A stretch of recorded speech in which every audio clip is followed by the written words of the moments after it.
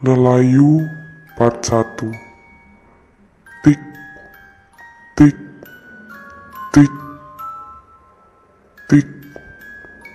Bu, aku takut, ucapku sambil memeluk tubuh ibuku yang juga gemetar ketakutan. Gak apa-apa nak, kamu ibu jagain. Nanti kalau... Dan belum selesai ibuku menenangkanku, tiba-tiba ibu terlihat aneh. Matanya melotot, tangannya meremas bahuku sambil tiba-tiba berteriak histeris. Ah! Melihat hal itu, tentu saja aku sontak berteriak dan langsung berlari menyelamatkan diri. Sambil terseok-seok, waktu itu aku berlari keluar dari kamar ibu dan langsung masuk ke dalam kamarku. Dari dalam kamarku, aku mendengar ibu menggeram, mengaum, sambil terkadang tertawa cekikikan tidak karuan. Tidak berhenti di situ saja, waktu itu aku juga mendengar suara benturan dan barang-barang yang seperti diobrak-abrik. Karena aku khawatir dengan keselamatanku dan keselamatan ibuku, tanpa pikir panjang, aku pun waktu itu langsung keluar melalui jendela kamarku dan berlari untuk mencari bantuan.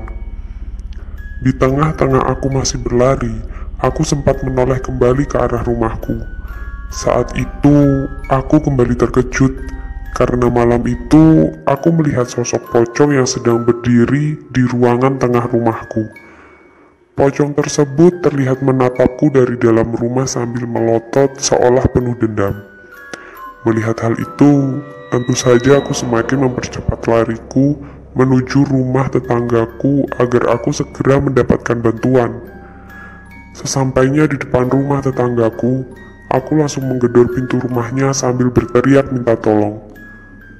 Dok, dok, dok, dok, dok, dok. Tolong pak, tolong, teriakku. Karena teriakanku yang sangat kencang, tidak lama kemudian keluarlah Pak Yosep bersama keluarganya yang langsung menenangkanku sambil menanyakan apa yang sedang terjadi kepadaku. Seli, ono apa dok? Bu, jukono banyu putih, tanya Pak Yosep. Ada apa nak? Bu, ambilkan air putih. Waktu itu Pak Yosep langsung memegang tanganku sambil memerintahkan istrinya untuk mengambilkan segelas air putih untukku. Ibu pak, ibu menari-nari sambil berteriak, ucapku sambil menangis. Mendengar hal itu, raut wajah Pak Yosep terlihat sangat terkejut dan seolah tidak percaya dengan apa yang aku katakan. Dan tanpa menunggu air putih yang ditampilkan istrinya datang kepadaku, Pak Yosep tiba-tiba langsung berlari ke arah rumahku dengan tidak menggunakan alas kaki. Melihat hal itu, Bu Yosep yang datang dari dalam rumah tiba-tiba ikut berteriak sambil membawa air putih di tangannya. Ono apa pak? Ada apa pak? Teriak Bu Yosep yang saat itu juga terlihat kebingungan. Asih bu, asih balik maneh, arek-arek gowomel bu. Asih bu, asih kembali lagi. Anak-anak bawa masuk, teriak Pak Yosep sambil terus berlari ke arah rumahku. Bu Yosep yang saat itu membawa segelas air putih, tiba-tiba langsung membuangnya dan langsung menarikku ke dalam rumahnya. Sesampainya di dalam rumah Pak Yosep, entah apa maksud dari semua ini. Yang jelas, saat itu tiba-tiba Bu Yosep langsung menutup semua pintu dan korden rumahnya sambil tergesa-gesa seolah sedang dikejar seseorang yang sangat berbahaya.